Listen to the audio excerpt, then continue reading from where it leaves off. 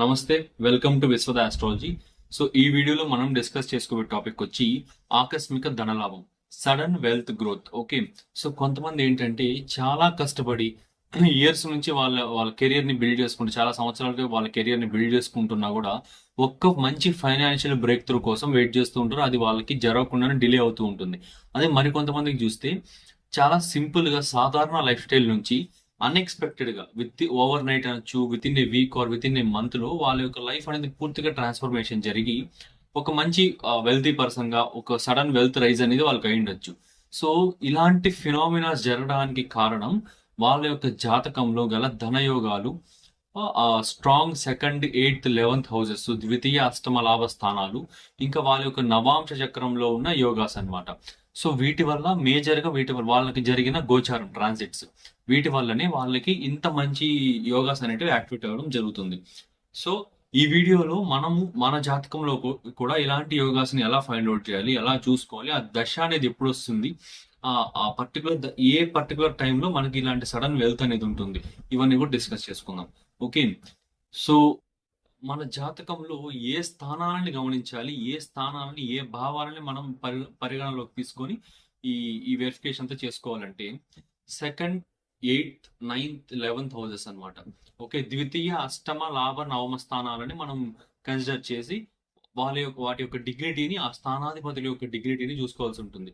And అలానే ధన yogas, okay, ఇంకా వేరే టైప్ ఆఫ్ యోగాస్ ఏమైనా ఉన్నాయా అని కూడా చూసుకోవాల్సి ఉంటుంది. ఫస్ట్ మీరు చేయాల్సిన స్టెప్ ఏంటంటే ద్వితీయ అష్టమ నవమ లాభ స్థానాలను చూసుకోవడం.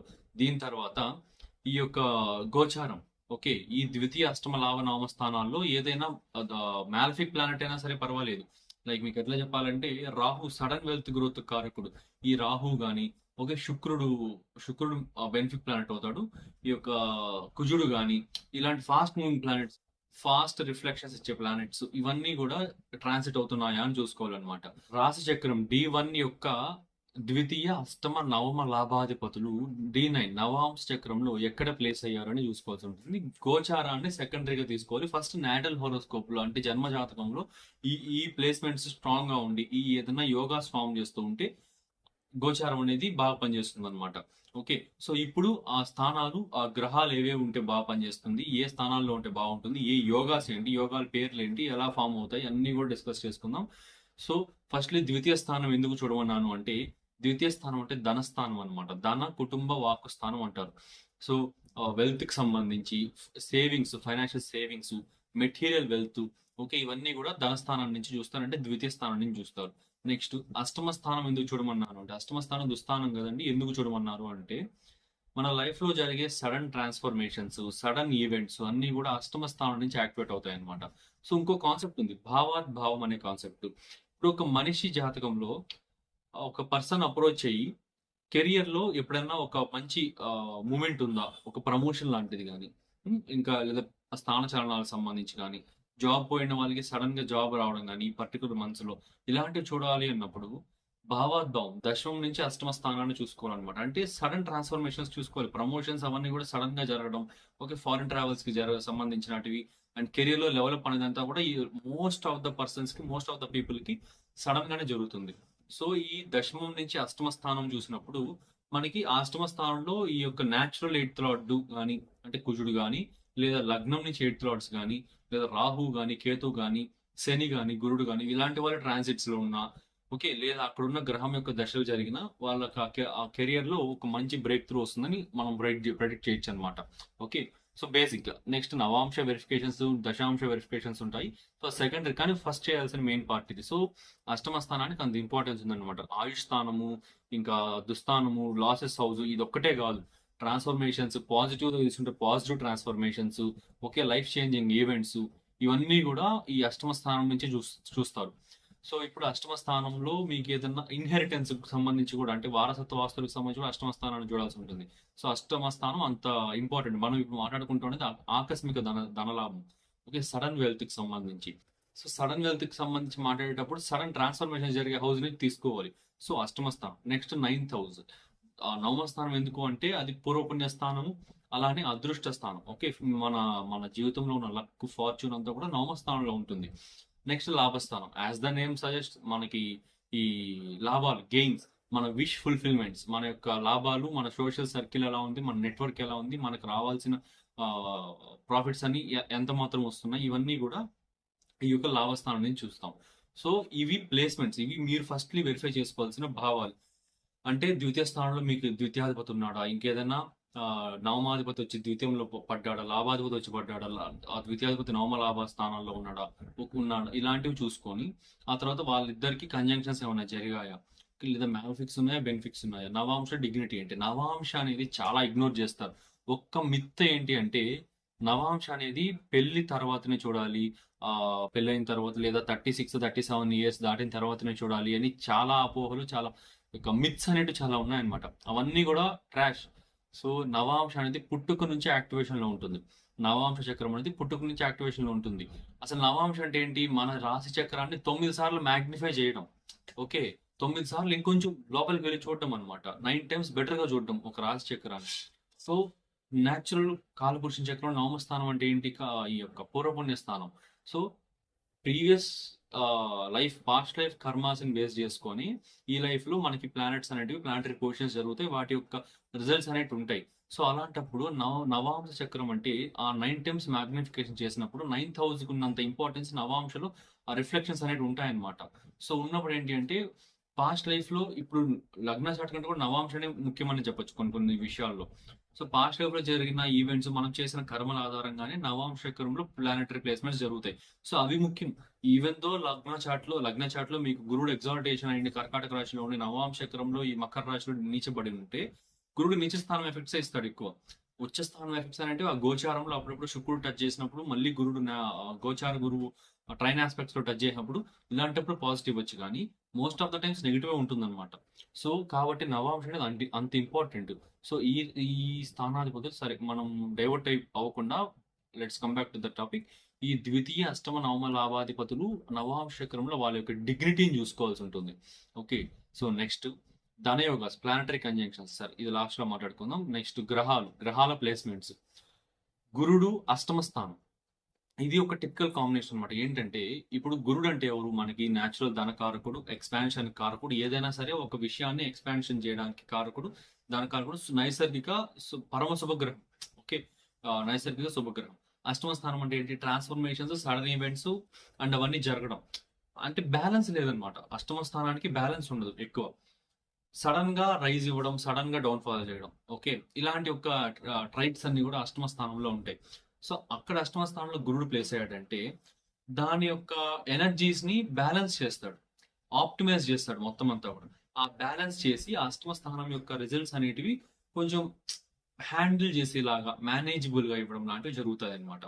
సో ఇప్పుడు అష్టమ స్థానంలో స్ట్రాంగ్ గా ప్లేస్ అయిన గురుడు, సింపుల్ గా డిగ్రీస్ వైజ్ ఒక చిన్న టెక్నిక్ ఏంటి అంటే, గురుడు ప్లేస్మెంట్ తీసుకున్నప్పుడు అంటే గురుడు 3 డిగ్రీల కంటే పైన, 27 డిగ్రీల కంటే లోపల ఉన్నప్పుడు ఈ గురువు అనే కదా ఏ ప్లానెట్ అయినా సరే కాస్త స్ట్రాంగ్ గా ఉందని అర్థం అనమాట. ఎందువల్ల అంటే 3 డిగ్రీల లోపల 27 డిగ్రీల పైన అంటే మనకి ఈ అవస్థను తీసుకుంటే మృతావస్థ, బాలావస్థలు అవన్నీ కూడా కొన్ని even science and odd science base చేసుకొని అవస్థలు మారుతూ ఉంటాయి. సో కాబట్టి బాలావస్థలో ఉన్న ప్లానెట్ అంత మంచి రిజల్ట్స్ ఇవ్వలేదు, మృతావస్థలో ఉన్న ప్లానెట్ అంత మంచి రిజల్ట్స్ ఇవ్వలేదు. సో కాబట్టి బిలో 3 degrees ఉండకూడదు, అబౌట్ 27 ఉండకూడదు. అబౌట్ 3 ఉండాలి, బిలో 27 ఉండాలి.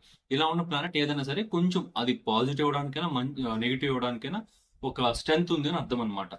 ఓకే, సో ఇదొకటి. నెక్స్ట్ ఇంకా అష్టమ స్థాన గురుడు, ఇంకా ఈ శుక్రుడు బుధుడు కలిసి పంచమ స్థానంలో ఉండడం. ఓకే, కోణ స్థానంలో natural second house lord and 6th house lord ఇద్దరు కలిసి పంచమ స్థానంలో ఉండడము.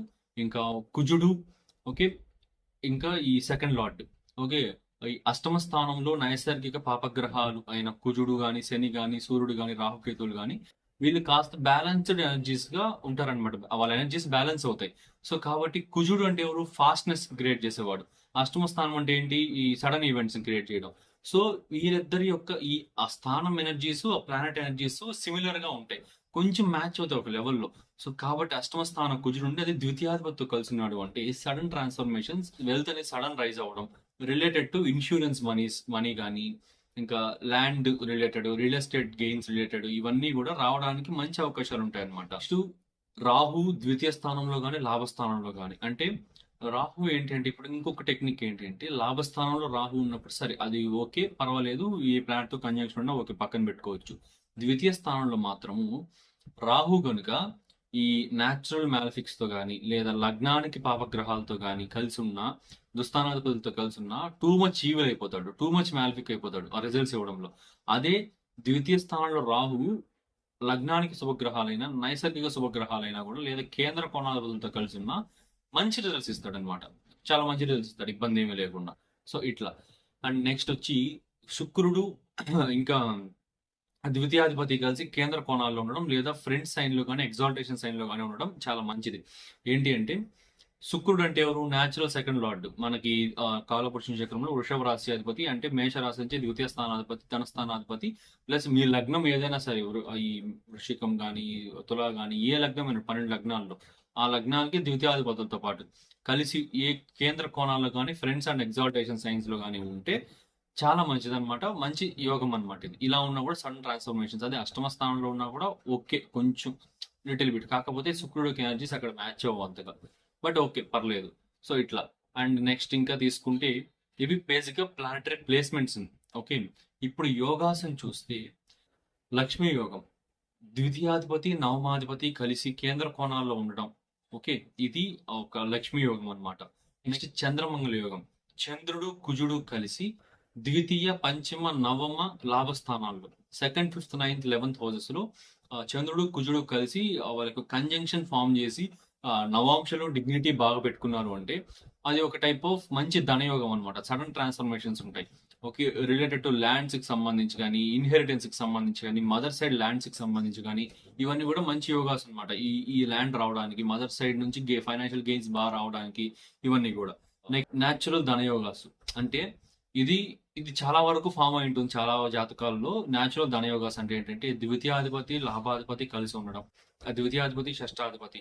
ఓకే, నెక్స్ట్ ఇంకా లాభాధిపతి నవమాధిపతి, లాభాధిపతి షష్టాధిపతి, లాభాధిపతి ఇంకా ద్వితీయాధిపతి, ఇంకా ట్రయాంగిల్స్ వెళ్ళిపోతూనే ఉంటాయి. ఇంకా ఈ కనెక్షన్స్ లో ఈ ఫార్మేషన్స్ లో మీరు బేసిక్ థంబ్ రూల్ ఏంటంటే సెకండ్, సిక్స్త్, నైన్త్, 11th ఈ హౌస్ లార్డ్స్ లో ఎవరితో అయినా ఎవరో ఇద్దరికి సిగ్నిఫికేషన్స్ ఉన్నాయి అంటే న్యాచురల్ ధనయోగం అనేది ఫామ్ అయినట్లే. ఓకే, ఇంకా బేస్ థంబ్ రూల్ ఇది. ఇంకా ఆ లార్డ్ వచ్చి ఈ లార్డ్తో కలిసాడు, ఈ లార్డ్ వచ్చి ఈ లార్డ్తో కలిసాడు, ఇవన్నీ కాదు. Base thumb rule second, sixth, ninth, 11th lords ఒకరితో ఒకరు సిగ్నిఫికేషన్స్ ఉన్నాయండి. ఏ ఇద్దరు అయినా సరే సిగ్నిఫికేషన్స్ ఉంటే న్యాచురల్ ధనయోగం ఫామ్ అయినట్టు. సో ఇది. నెక్స్ట్ కుబేర యోగం, ద్వితీయ స్థానాధిపతి లాభస్థానంలో ఉండి లాభాధిపతి వెల్ ప్లేస్డ్ అయితే అంటే కేంద్ర కోణాల్లో ప్లేస్ అయ్యి శుభగ్రహాలతో కలిసి ఉన్న శుభగ్రహాల దృష్టి పడిన ఇది ఒక కుబేర యోగం అనమాట. ఇది ఉన్నా కూడా చాలా మంచి యోగం.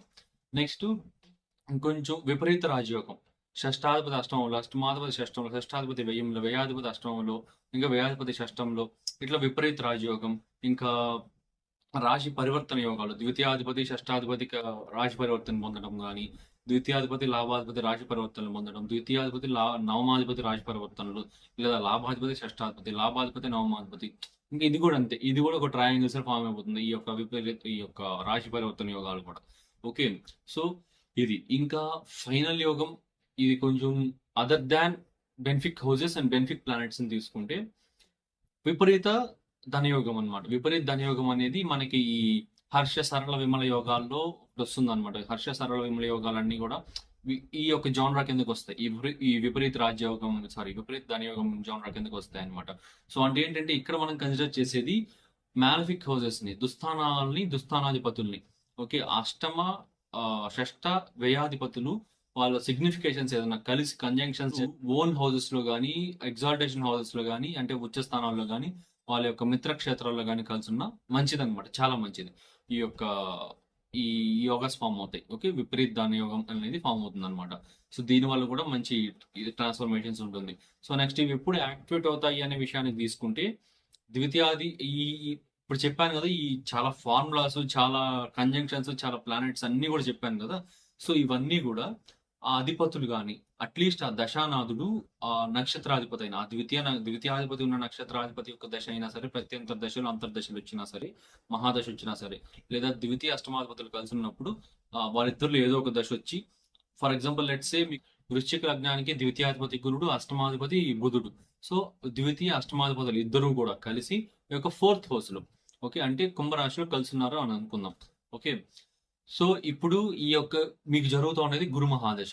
గురు మహాదశ లోపల బుధుడి యొక్క అంతర్దశ కానీ ప్రత్యంతర దశ కానీ వచ్చినప్పుడు ఒక ఫైనాన్షియల్ గెయిన్ అనేది ఉంటుందని, సడన్ ఫైనాన్షియల్ గెయిన్ అనేది ఉంటుందని ఫస్ట్ పాయింట్ నోట్ చేసుకోవాలి. సెకండ్, ట్రాన్సిట్ చూసుకోవాలి.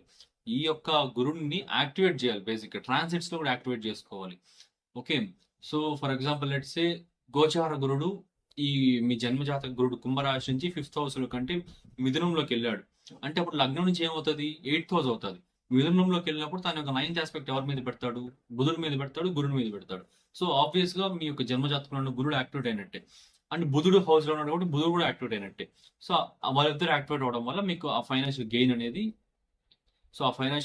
వస్తుంది. ఓకే, సో ఇలా ఖచ్చితంగా చెప్పొచ్చు. అండ్ నవాంశ డిగ్నిటీ చూసుకుంటే ఇంకొంచెం బెటర్ గా ప్రిసైజ్డ్ గా ప్రిడిక్షన్ చెప్పొచ్చు అనమాట. సో బేసిక్ అయితే ఇక్కడ వరకు సరిపోతుంది, కాకపోతే నవాంశ సెకండరీ వెరిఫికేషన్ అంతే. ఓకే, అక్కడ గురుడు ఎగ్జాల్ట్ అయ్యాడా, బుధుడు ఎగ్జాల్ట్ అయ్యాడా, వాళ్ళిద్దరికి అక్కడ కూడా సిగ్నిఫికేషన్ ఉందంటే ఇంకా 1000% షూర్ ఖచ్చితంగా అక్కడ వెల్త్ అనేది రైజ్ ఉంది అని చెప్పేసేయచ్చు. సో ఇట్లా ఇది వింశోత్తర దశను అనలైజ్ చేయడం అండ్ ట్రాన్సిట్ అనలైజ్ చేయడం. సో ఇదండి మొత్తం అంతా కూడా క్లియర్ గా నేను చెప్పినట్లు ఫస్ట్ లో చెప్పిన ఆకస్మిక ధనలాభానికి సంబంధించిన విషయాలు, ఫార్ములాస్, స్థానాలు, గ్రహాలు, ప్లేస్మెంట్స్, ఇంకా వింశోత్తరి దశకు సంబంధించి అవి ఎట్లా అనలైజ్ చేసుకోవాలి, యోగాస్, ఎవ్రీథింగ్ క్లియర్ గా ఎక్స్ప్లెయిన్ చేశాను. సో మీకు ఈ వీడియో నచ్చిందని అనుకుంటున్నాను.